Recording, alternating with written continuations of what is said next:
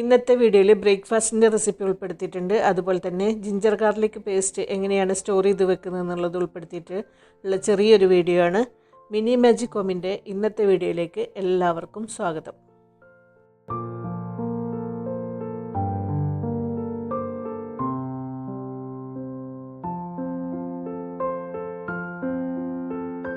ഇന്ന് ബ്രേക്ക്ഫാസ്റ്റിന് കടലക്കറിയും ക്യാരറ്റ് പുട്ടുമാണ് തയ്യാറാക്കി എടുക്കുന്നത്. അപ്പോൾ തലേ ദിവസം കടല വെള്ളത്തിലിടാൻ വിട്ടുപോയിട്ടുണ്ട്.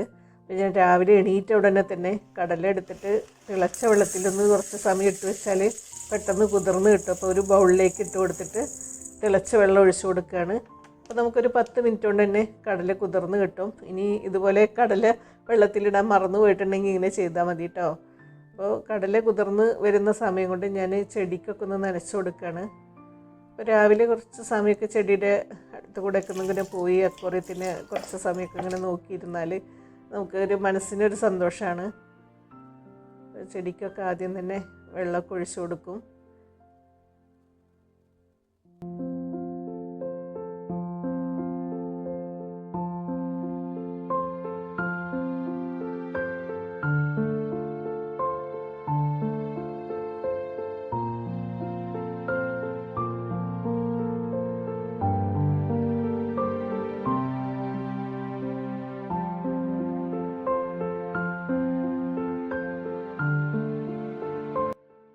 ചെടിയെല്ലാം നനച്ച് കഴിഞ്ഞു. ഇനി പുട്ട് ചുട്ടെടുക്കാം. അത് പാക്കറ്റ് പുട്ടുപൊടിയാണ് വാങ്ങിച്ചിട്ടുള്ളത്. അപ്പോൾ ആവശ്യത്തിനുള്ള പുട്ടുപൊടി ഒരു ബൗളിലേക്ക് ഇട്ട് കൊടുത്തിട്ടുണ്ട്. ഇനി അതിലേക്ക് ആവശ്യത്തിനുള്ള ഉപ്പും ചേർത്ത് കൊടുത്തിട്ട് കുറച്ചധികം തന്നെ വെള്ളം ഒഴിച്ചിട്ട് ഒന്നിങ്ങനെ കുതിർത്തിട്ട് കുറച്ച് സമയം അടച്ച് വെച്ച് കഴിഞ്ഞാൽ നമ്മൾ ചുടേണ്ട ഒരു സമയമാകുമ്പോഴേക്കും ഒരു 5-10 മിനിറ്റ് നമ്മളിതിങ്ങനെ കുതിർത്തിട്ട് കുറച്ച് ലൂസായിട്ട് തന്നെ പുട്ടുപൊടിയിൽ വെള്ളം ചേർത്ത് കൊടുക്കണം കേട്ടോ. അപ്പോൾ നമുക്ക് പാകത്തിന് പുട്ടുപൊടി നല്ല സോഫ്റ്റായിട്ട് കിട്ടും. അതുപോലെ കുറച്ചധികം തന്നെ വെള്ളം ഒഴിച്ച് കൊടുത്തിട്ടുണ്ട്. എന്നിട്ട് മിക്സ് ചെയ്തിട്ട് അത് അടച്ചു വെക്കുക. അപ്പോൾ നമ്മൾ പുട്ട് ചുടുന്ന സമയമാകുമ്പോഴേക്കും നല്ല സോഫ്റ്റായിട്ട് വന്നിട്ടുണ്ടാവും. അപ്പോൾ ഞാനത് അടച്ചു വെച്ചിട്ടുണ്ട്. ഇനി ഇതിലേക്ക് ക്യാരറ്റ് വേണം. ഒരു ക്യാരറ്റാണ് ഞാൻ എടുത്തിട്ടുള്ളത്. അത് തൊലിയെല്ലാം കളഞ്ഞിട്ട് ഒന്ന് ഗ്രേറ്റ് ചെയ്തെടുക്കണം. ക്യാരറ്റ് പുട്ട് നല്ല ടേസ്റ്റാണ് കേട്ടോ. ബീഫ് കറിയും അതുപോലെ കടലക്കറിയിൽക്കൊക്കെ നല്ല ടേസ്റ്റാണ്. അതുപോലെ ഗ്രേറ്റ് ചെയ്തെടുത്തിട്ട് പുട്ടുപൊടിയിലേക്ക് ചേർത്ത് കൊടുക്കാം.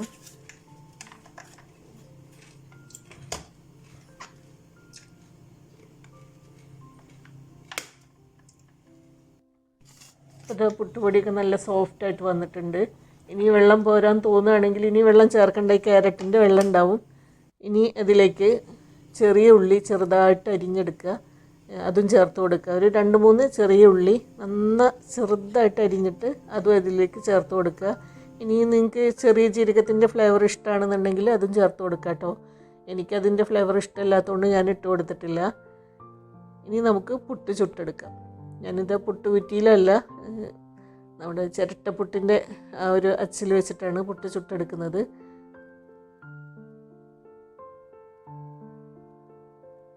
ഇനി ഓരോ പുട്ടും ചുട്ടെടുക്കാം.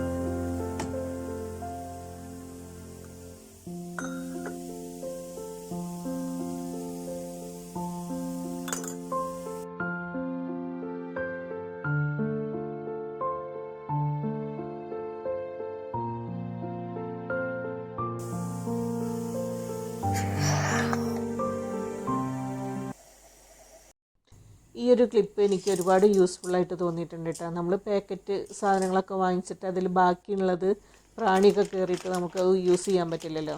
അപ്പോൾ ഇതുപോലെ ഒരു ക്ലിപ്പ് ഉണ്ടെന്നുണ്ടെങ്കിൽ ഈ ഒരു കവർ ഇതുപോലെ മടക്കിയിട്ട് ഈ ഒരു ക്ലിപ്പ് ഇട്ട് വെക്കുകയാണെന്നുണ്ടെങ്കിൽ അതിൽ പ്രാണിയൊന്നും കയറാതെ നമുക്ക് സൂക്ഷിച്ച് വെക്കാനായിട്ട് പറ്റും. ഞാൻ ഇത് പുട്ടുപൊടിയുടെ ബാക്കി ഇങ്ങനെ ക്ലിപ്പിട്ട് വെച്ചിരിക്കുകയാണ്. അപ്പോൾ എനിക്ക് ഒരുപാട് യൂസ്ഫുള്ളായിട്ട് തോന്നിയിട്ടുണ്ട് ഈ ഒരു ക്ലിപ്പ്.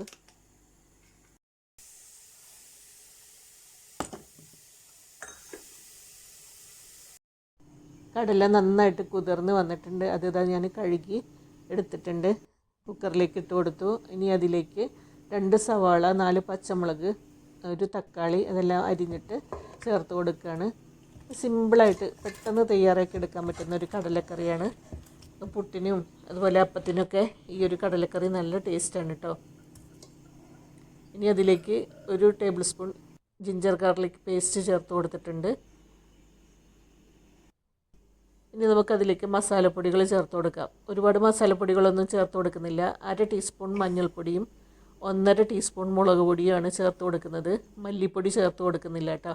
മല്ലിപ്പൊടി ചേർക്കാതെ ഇതുപോലെ കടലക്കറി ഒന്ന് തയ്യാറാക്കി നോക്കും, നല്ല ടേസ്റ്റാണ്.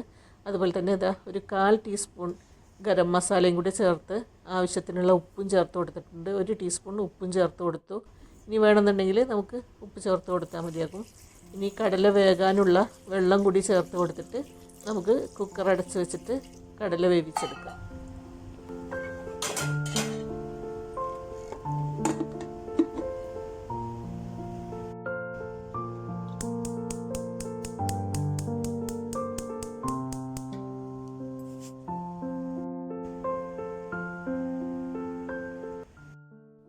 കടല നന്നായിട്ട് വെന്തിട്ടുണ്ട്. ഇനി ഇതെന്ത് ചെയ്യണമെന്നറിയോ? കയ്യിൽ കൊണ്ട് ഒന്ന് ഉടച്ചെടുക്കുക. കുറച്ചൊന്നിങ്ങനെ നന്നായിട്ട് ഉടച്ചെടുക്കുക. അപ്പോൾ ഈ കറിക്ക് നല്ലൊരു കൊഴുപ്പ് കിട്ടും. അപ്പോൾ ഈ കടല കുറച്ച് മാത്രം എടുത്തിട്ട് ഉടച്ചെടുത്താൽ മതി. അല്ലെങ്കിൽ 1 ടേബിൾ സ്പൂൺ കടല എടുത്തിട്ട് മിക്സിയിലൊന്ന് അടിച്ചിട്ട് ചേർത്ത് കൊടുത്താൽ മതി. അപ്പോൾ നമ്മുടെ കടലക്കറി റെഡി ആയിട്ടുണ്ട് കേട്ടോ. ഇനി അതൊന്ന് താളിച്ചൊഴിക്കുകയാണ്. കടുകും ഉണക്കമുളകും കറിവേപ്പിലയും ഇട്ടിട്ട് അതൊന്ന് താളിച്ചൊഴിച്ച് കഴിഞ്ഞാൽ നമ്മുടെ ബ്രേക്ക്ഫാസ്റ്റിൻ്റെ കടലക്കറിയും ക്യാരറ്റ് പുട്ടും തയ്യാറായിട്ടുണ്ട്.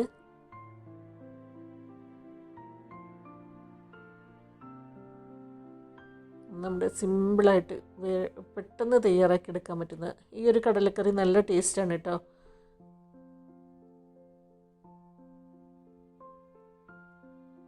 ബ്രേക്ക്ഫാസ്റ്റൊക്കെ കഴിഞ്ഞതിന് ശേഷം ഇതാ ഇഞ്ചി വെളുത്തുള്ളി പേസ്റ്റ് തയ്യാറാക്കി എടുക്കുകയാണ്. നോമ്പൊക്കെ വരില്ലേ, അപ്പോൾ നോമ്പാകുമ്പോഴേക്കും ഇഞ്ചി വെളുത്തുള്ളി പേസ്റ്റൊക്കെ തയ്യാറാക്കി വെക്കുകയാണെന്നുണ്ടെങ്കിൽ നമുക്ക് ഓരോ സമയത്തും ഇങ്ങനെ ഇതിന് വേണ്ടിയിട്ട് സമയം കളയേണ്ടതില്ല. അപ്പോൾ ഞാൻ നോമ്പാകുമ്പോൾ എല്ലാ തവണയും ഇതുപോലെ ഇഞ്ചി വെളുത്തുള്ളി പേസ്റ്റൊക്കെ തയ്യാറാക്കി വെക്കാറാണ്. അതുപോലെ ക്യൂബായിട്ട് ഫ്രിഡ്ജിൽ വെക്കുകയാണെന്നുണ്ടെങ്കിൽ നമുക്ക് ആവശ്യത്തിന് ഇങ്ങനെ എടുത്താൽ മതിയാകും.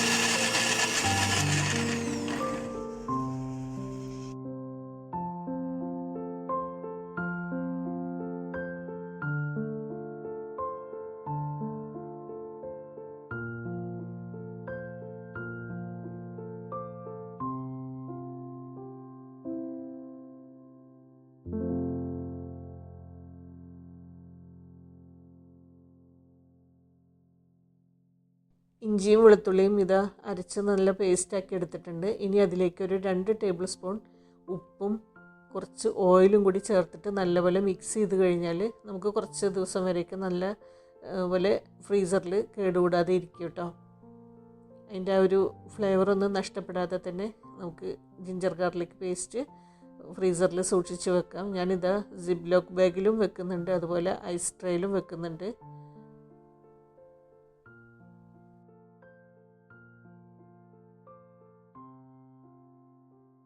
ചെറിയ സിപ്ലോക്ക് ബാഗാണ്, അപ്പോൾ അതിലാക്കി അതിൻ്റെ ബാക്കിയുള്ളത് ഞാനിതാ ഐസ് ട്രേയിലും ആക്കി വെക്കുന്നുണ്ട്. ഇനി ഇത് നമുക്ക് ഫ്രീസറിലേക്ക് വെക്കാം.